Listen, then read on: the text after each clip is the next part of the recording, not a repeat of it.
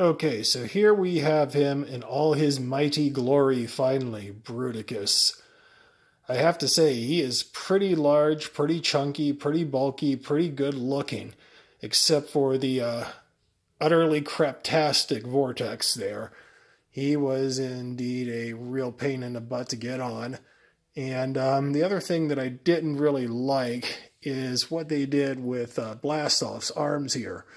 They just kind of hang out there for no apparent reason. I'm going to have to fiddle with him a bit and try to figure out some kind of fan mode or something in order to make it look a little better. Now, he does have ports all over his body here to where you could pretty much place all his guns and all the kibble parts and all that stuff if you want to. But when you do that, he starts to look kind of messy. So I left a lot of the guns and stuff off there. I'm going to fool with those too to try to figure out what to do with them. Like, you know, the missile racks that were here on Brawl earlier. I left the guns on Swindle here, but he kind of actually looks better without the guns on him.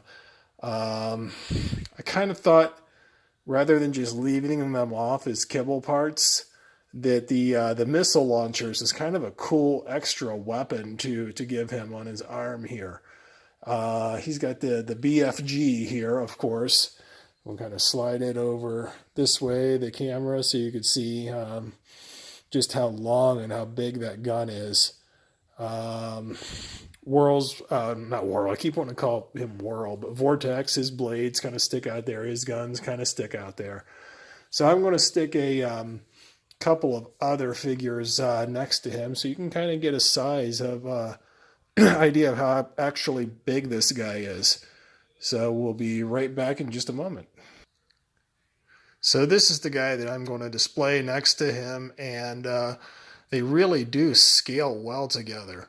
So you got Devastator here from Combiner Wars on the right. He's the Titan class figure. And you got Bruticus here on your left, and they're really close to the same size. Very, very impressive with how well they scale together. This is really, honestly, the size that these guys should be. Now, you know, what's weird, though, is all the vehicles on Bruticus really kind of scale well with the masterpieces. Whereas, you know, construction equipment, these are kind of off scale. They're too small.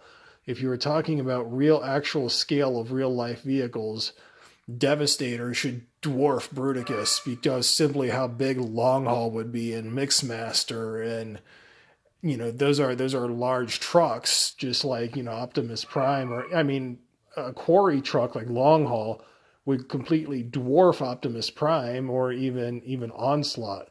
But still, you know, in robot mode, they look terrific next to each other, and I couldn't be happier. So they are smaller than, you know, Fort Max, who I've got right down here. And I'm not going to transform him into robot mode out of city mode just to sit next to Onslaught for this. And then there's Tripticon there. So, you know, I kind of pick up Tripticon here and hold him next to these guys and kind of pull back here.